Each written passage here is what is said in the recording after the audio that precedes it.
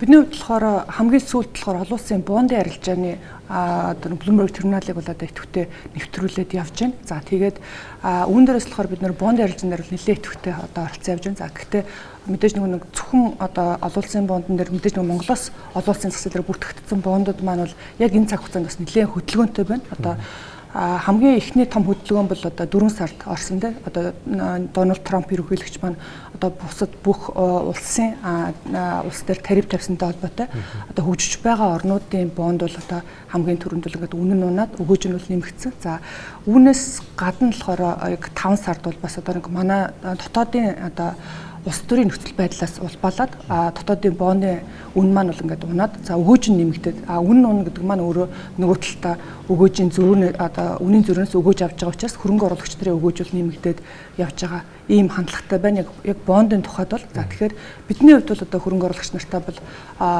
хэрвээ та валютаар тий гадаад валютаар хөрөнгө оруулалт хийх сонирхолтой бол бондон дээр хөрөнгө оруулалт хийх нь бол бас нэлээд сонирхолтой цаг хугацаа байна гэж үзэж байгаа. За мөн нөгөө талаасаа гэх юм бол бас тодорхой хэмжээнийхээ багцыг олон улсын зах зээл дээр одоо томоохон компаниудын хувьцаан дээр индексүүд дээр байршуулах нь бас тохиромжтой байна гэж үзээд за тэгэхээр ерөнхийдөө бол аль аль талдаа бай та байгаа хүлээлттэй байгаа. Тэгэхээр ерөнхийдөө бондын хувьд бол нэлээдгүй одоо огцом хэлбэлцэлтэй байгаа.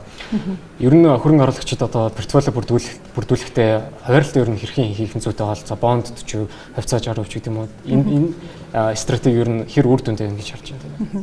Ер нь одоо яг сүүлийн 5 жилээр нь аваад үзэх юм бол бондон дээр ингээд доктортой байсан хөрөнгө оруулагч нар бол илүү өндөр өгөөжтэй байгаа. За тэгэхээр бидэд яг бас нэг харьцагчтайгаа яриа сууж байхад бол за одоо нэг долларын ханш ингээд огцом явах гээд байна те. Тэгэхээр яг сүүлийн 5 жилээр өгөөж маань хэрвээ би одоо доллар дээр хөрөнгө оруулалт байршуулж байсан байлгүй үзэхэд дотоодын төгрөгийн бонд бол харьцангуй илүү гарч ирсэн. За тэгэхээр энэ маань болохоор өнгөрсөн 5 жилийн хугацаанд гэсэн. Тэгэхээр өнгөрсөн 5 жилийн хугацаанд жилийн дундаж одоо дотоодын бондон дээр байршуулсан өгөөжлөн жилд дунджаад нэг 19% өгөөжтэй байсан бол за бондын суурь одоо өгөөж маань болохоор нэг 7-8%. За тэгэхээр жилийн дундаж хэлбэлцэл маань одоо нэг төгрөгийн эсрэг чангаралт маань болохоор нэг 6% гарч ирсэн. За тэгэхээр одоо нэг жил дунджаар бодохоор шүү дээ. Тэгэхээр нийт өгөөж маань болохоор нөгөө төгрөг дээр бондоор байршуулсан өгөөж бол харьцангуй ингээд би тэгээд давж чадахгүй байгаадсан. За эсрэг талдаа гэх юм бол одоо мэдээж индексүүд дээр хувьцаа хэлбэрээр equity хэлбэрээр байршуулсан өгөөж маань бол суурь өгөөж нь 13% та одоо хамгийн өндөр нь бол юун дээр гарч ирсэн Nasdaq дээр гарч ирсэн. За тэгээд 13 дээр нэмэх нь одоо нөгөө 6-гаа нэмэхээр нэг 19-өө бариад тий. Тэгэхээр долларын бондон дээр гэх юм бол яг мэдээж таны багцад байх хэвээр зайшгүй байх хэвээр. Гэтэ нөгөө талдаа гэх юм бол дотоодын хөрөнгө оруулагч нарын хувьд бол төгрөгийн бонд бол бас стил одоо яг одоо ч гэсэн л зөв сонголт бол хэвээрээ байж чадж байгаа. За тэгэхээр энэ маань өнгөрсөн 5 жилийн хугацаанд ч тийм байсан байна. За одоо ч гэсэн зөв сонголт бол байж чадж байгаа л гэж харж байгаа. Тэгэхээр сүүлд бас Дональд Трампын тарифтай холбоотой мэдээллүүд бол зах зээлийг хамгийн их хөдөлгөж байгаа харагдчихсан. Тэгэхээр ер нь таны хувьд энэ оны ерөнхийдөө оны төгсгөлд одоо хөрөнгө оруулалтаа хийх ер нь яг энэ оны төгсгөл хүртэлх ер нь төлөв байдлыг ер нь хэрэг харж байгаа бол.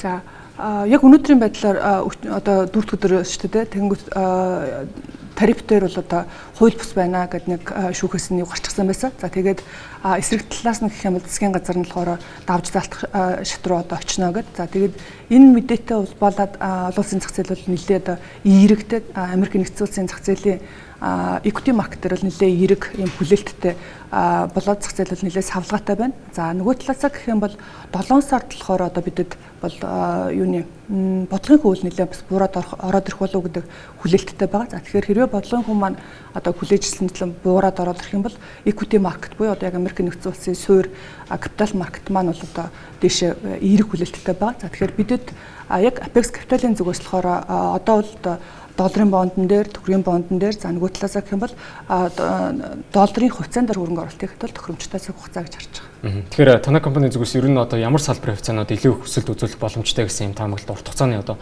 таамаглалт байна.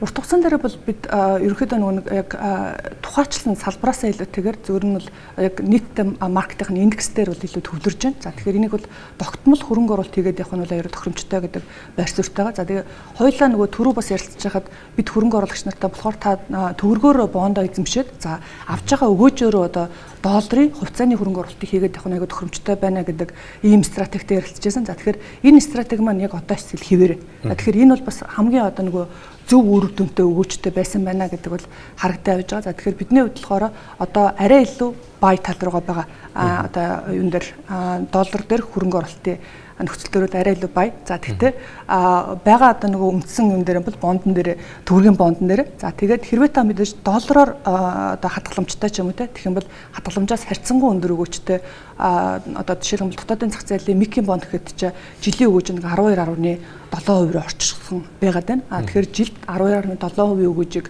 хөрөнгө оруулагч маань авах боломжтой. За үүнээс гадна одоо засгийн бондууд бол одоо 9% руу өгөөж одоо үнэ нунаад 9% руу орж ирж байна. За тэгэхээр 9% гэдэг нь бас дотоодын хадгаламж одоо долларын хадгаламжтай харьцуулбал бас харьцангуй өндөр.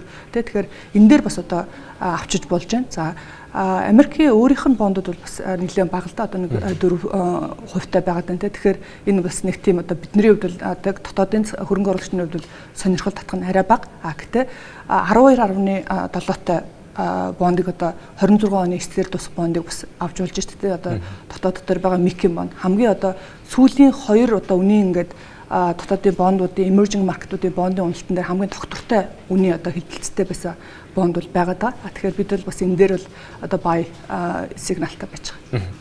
Яг хөө тэгээ өргөжлүүлээд жоохон макро талаар ярилцъя гэж бодож байна. Засгийн газрын бондуудын эргэн төлөлтийн хувьд бол одоо нэлээд шахуу тулж ирсэн байгаа харагдсан. 2026 оноос ахуулаад 31 он хүртэл ерөөдөө бондуудын хугацаанд дуусж байгаа. За дахин санхүүжилтийн эрэлт хэрэгцээ бол ерөөдөө нэмэгдэж байгаа. Тэгэхээр таны хувьд ерөөдөө гадаад бүрийн дарамт ер нь ойрын жилүүдэд ямар хөө байна гэсэн төсөөлт тавал. За энэ дээр бол мэдээж нөгөө дахин санхүүжилтийн асуудал яригдал явах. За тэгэхээр бол харьцангуй эдийн засаг маань өөрөө хилээд явж байгаа нөхцөлд бол энэ бол одоо нөгөө дахин санхүүжилт хийгээд одоо байгаа нөхцөлөө бол сайжруулад явах боломжтой гэж харж байгаа. Тэгэхээр дотоодын хөрмийн хувьцааны зах зээлээ аваад үзэх юм бол топер индексийн хувьд бол онгорсноос хойш ерөөдөө 50,000-аас оргил цагт хүрснээс хойш ерөөдөө одоогоор нэг 50,000 орчим түвшиндээ бол хэвээр хадгалагдаж байна. Ер нь оны сүүлээр Apex Capital дотоодын хөрмийн зах зээл, хувьцааны зах зээл ер нь ямар төсөөлттэй бол? Бидэд яг өнөө өглөөний байдлаар хөрөнгө оруулагч нарт одоо харилцагч нартай зориулаад одоо дотоодын зах зээл дээр хамгийн идэвхтэй харилцаалгаж байгаа хамгийн өндөр ногдлогчийн өгөөж өгсөн банкуудаа одоо нөгөө үнэлгээг хөрөнгө оруулагч нарт одоо ирэх жилийн те ингээд үнэлгээг танилцуулаад явсан. За тэгэхээр банкуудын хувьд бол дотоодын зах зээл дээр нэлээд эерэг өөрчлөлтийг бол авчирсан. За тэгэхээр тухайн банкуд маань дотоодын зах зээлээр бүртгэгдснээр зах зээлийн үнэлгээ, за хөрөнгө чадварын нөхцөл, за нөгөө талаас ногдлошгийн өгөөж те, за мөн одоо нөгөө нийт зах зээл дээр арилжаалгаж байгаа компаниудад засаглал илүү ингээд сайжирсан гэдэг олон эерэг үзүүлэлттэй байгаа. За тэгэхээр бол яг банкуудын хувьд бол бид нэр эерэг үзүүлэлттэй байгаа. За тэгэхээр бусад компаниудын хувьд бол одоо төр харцанах юм хүлээлттэй байгаа. Тэгэхээр ер нь таны хувьд банкуд гэдэг нь болохоор бид нар хаан голомт хас банкн дээр за үүн дээр болохоор бид нар хаан банк бол хамгийн эерэг гарсан. За тэгэхээр хөрөнгө оруулагч нартаа өнөө өглөө бид нар ерөнхийдөө 7 хоног болгон одоо хөрөнгө оруулагч нартаа зориулаад компаниудын үнэлгээг танилцуулж байгаа. Тэгэхээр тухайн өнөө өглөөний байдлаар бол 3 банкыг яасан. За тэгэхээр энэ дээр бол хамгийн эерэг хүлээлттэй байгаа дээр нь болохоор хаан банк байсан. За голомтын хувьд бол нэлээд эерэг одоо хувьцааны хувьд эерэг. За гэхдээ олон улс дээрх бондын одоо хэлбэлзэл за нөгөө талаас гэх юм бол нэр хүндийн хувьд болохоор жоохон арай юутай байгаа хэлбэлзэл өндөртэй байгаад байгаа. За тэгэхээр бол бид нар бол арай багцдах эзлэх хувь нь бол арай бага байна гэж бол харж байгаа.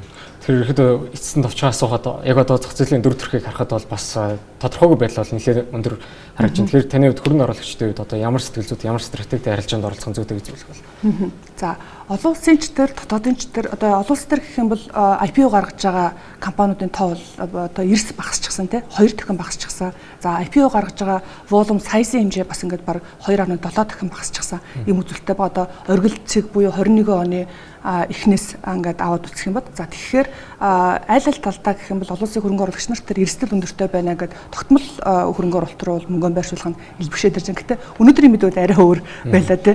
Одоо нөгөө талаас equity market-ыг дэмжсэн. За гэтэ still одоо нөгөө тогтмол өгөөчтэй хөрөнгө оруулалт маань бол байсаар байгаа. За тэгэхээр хэвээ хөрөнгө оруулагч нар маань төгрөг дээр өгөөж сонирхож байгаа юм бол дотоодын бондууд бол бас нэлээд эерэг үзүүлэлттэй байна. За энэ сарын сүүлээр гэхэд бид нар бас нээлттэй зах зээл дээр 19.2%. Тэгэхээр энэ нээлттэй зах зээл чинь 5% дотортой гэхээр яг цэврээр бол одоо юу ч юм бэ 20.5-тай өвтөлсөн маркетинг бондтой ингээд цэвэр өгөөж дүүцгүүц тийм бүтээгдэхүүн одоо паблик танилцуулж байна. За тэгэхээр энэ нь өөрөө бас одоо муугүй өгөөжтэй нэлээ ингээд сайн өгөөжтэй орно. За нөгөө талаасаа гэх юм бол долларын бондууд дээр хэрвээ одоо гэтээ долларын бондон дээр төвөрхтэй биж доллар руу хөрвүүлэхэд бол одоо нөгөө банк хоорондын долларын хөрвүүлэлт нэлээ ингээд чанга байгаа одоо өдрийн лимитээр хязгаарлагдсан учраас тэгэхээр яг долларын халахламжтай байжгаад долларын бонд руу хөрвүүлэх нь бол бас харьцангуй одоо нөгөө уян хата. Тэгэхгүй бол нөгөө өдөрт ингээд 100 саяар лимитлэгдчихээр л яг асуудалтай байна л да.